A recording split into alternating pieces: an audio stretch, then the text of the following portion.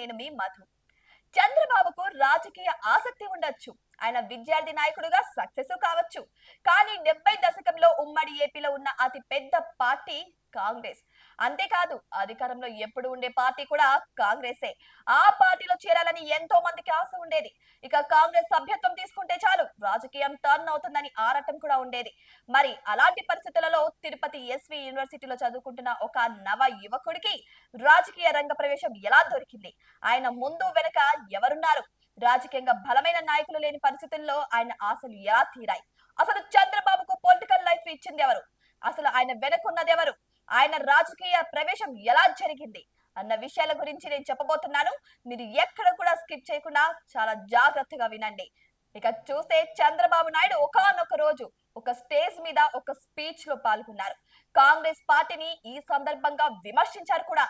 అయితే ఇక్కడే చంద్రబాబు విషయంలో అనేక ప్రశ్నలు వస్తున్నాయి. కాంగ్రెస్ చంద్రబాబుకు రాజకీయ జన్మనిచ్చిందని నిజం కాదా అని అంటున్నారు మరికొంతమంది. నిజానికి చంద్రబాబుది రాజకీయ కుటుంబం ఏం కాదు కదా అని కూడా అంటున్నారు. కానీ ఆయనకి రాజకీయ ప్రవేశం ఎలా వచ్చిందని కూడా క్వశ్చన్ చేస్తున్నారు.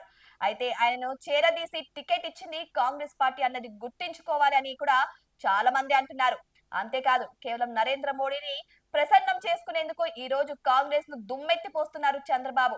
ఒక్కసారి తన ఫ్లాష్ బ్యాక్ ని చూసుకుంటే కనుక ఆయనకు రాజకీయ జీతం ఇచ్చిన కాంగ్రెస్ పార్టీ తప్పకుండా గుర్తుకు వస్తుందని కూడా కొంతమంది అంటున్నారు.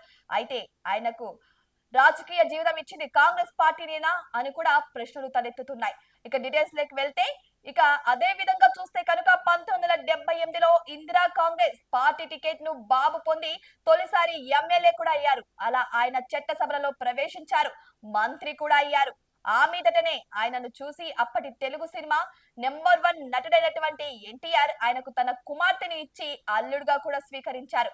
అలా ఎన్టీఆర్ కుమార్తెను చేసుకోకపోతే బాబు ఈ రోజున ముఖ్యమంత్రి హోదాలో ఉండేవారా అన్న చర్చ కూడా జరుగుతుంది. ఇక చంద్రబాబుకి ఈ రకమైన రాజకీయ జీవితం కానీ ఉన్నతి కానీ కాంగ్రెస్ పార్టీ నుంచే వచ్చాయని కూడా గుర్తు చేసుకోవాలని అంటున్నారు కొంతమంది. అయితే చంద్రబాబు అవన్నీ మర్చి కాంగ్రెస్ ను తూలనాడడం ఎంతవరకు సబబు అని కూడా అంటున్నారు. ఇక ఎమర్జెన్సీ వంటి చీకటి రోజులతో దేశాన్ని ఆనాడు ఇందిరా కష్టాలు పెట్టిందని, అనేక మంది జైల్లోకి నెట్టిందని, ప్రజల హక్కులను కూడా కాలరాసిందని చంద్రబాబు ఘాటైన విమర్శలే చేశారు ఈ మధ్య. అయితే ఆనాడు అలా ఎమర్జెన్సీ విధింపు అనేది చేయాల్సి వచ్చింది కాబట్టి చేసిందని అంటున్నారు మరికొంతమంది. అయితే 1975లో ఎమర్జెన్సీని విధిస్తే 1978లో అదే ఇందిరాగాంధీ పెట్టిన కాంగ్రెస్ లో చేరి చంద్రబాబు టికెట్ సంపాదించలేదా అని కూడా ప్రశ్నిస్తున్నారు. నిజానికి ఎమర్జెన్సీని వ్యతిరేకించి ఉంటే, ఇందిరాగాంధీ విధానాలు నచ్చకపోయి ఉంటే చంద్రబాబు ఎందుకు ఆమె నాయకత్వంలో కాంగ్రెస్ లో చేరారన్న ప్రశ్నలు కూడా తలెత్తుతున్నాయి. ఇవన్నీ కూడా రాజకీయ విశ్లేషకులు సంధిస్తున్న ప్రశ్నలే. నాడు ఇందిరమ్మ టికెట్ ఇవ్వడం, ఆమె ప్రభంజనం కూడా ఏపీ అంతటా వేయడంతో చంద్రబాబు తొలిసారిగా ఎమ్మెల్యే అయ్యారని కూడా అంతా అంటున్నారు. అయితే ఆ మీదట కాంగ్రెస్ చలవతోనే మంత్రి పదవి దక్కిందని, ఈ రోజు బాబు పొజిషన్ కి కాంగ్రెస్ ఎంతో కారణమైందని కూడా అంటున్నారు. ఇక జగన్ ని విమర్శించడానికి చంద్రబాబు కాంగ్రెస్ ని తిడితే ఎలా అని కూడా ప్రశ్నిస్తున్నారు.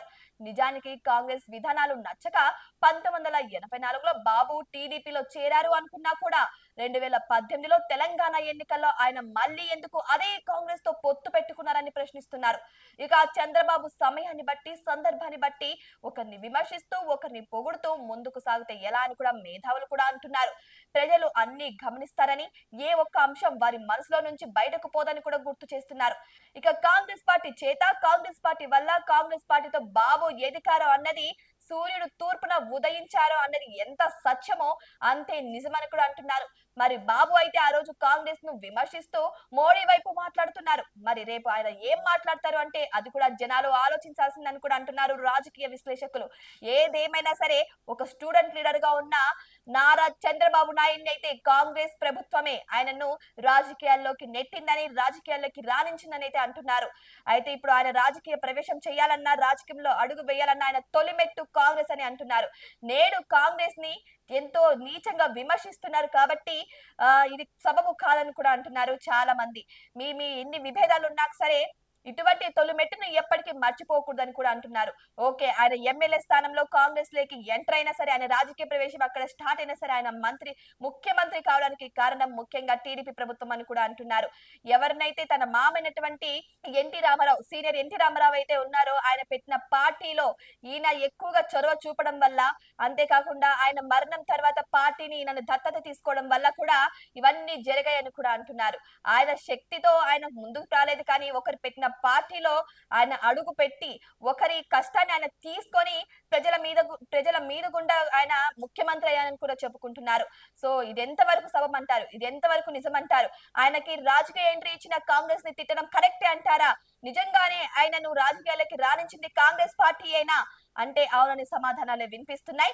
మరి ఆయన రాజకీయ భవిష్యత్ అయితే టీడీపీ మీద ఆధారపడి ఉన్నా సరే, ఆయన మాత్రం రాజకీయాలకి రావడానికి కారణం కాంగ్రెస్ అని అంటున్నారు. మరి మీకు తెలుసా ఈ విషయం గురించి? నిజంగానే కాంగ్రెస్ వల్లే నారా చంద్రబాబు నాయుడు పార్టీలోకి రావడం జరిగిందా? రాజకీయాలకి రావడం జరిగిందా? ఆయన రాజకీయ ప్రవేశం కాంగ్రెస్ వల్లే సాధ్యమైందా? మరి మీరేమనుకుంటున్నారు? మీ అభిప్రాయాన్ని కామెంట్ బాక్స్ లో కామెంట్ రూపంలో తెలియచేయండి. ఇటువంటి మరిన్ని అప్డేట్స్ కోసం మా ఛానల్ ని సబ్స్క్రైబ్ చేసుకోండి.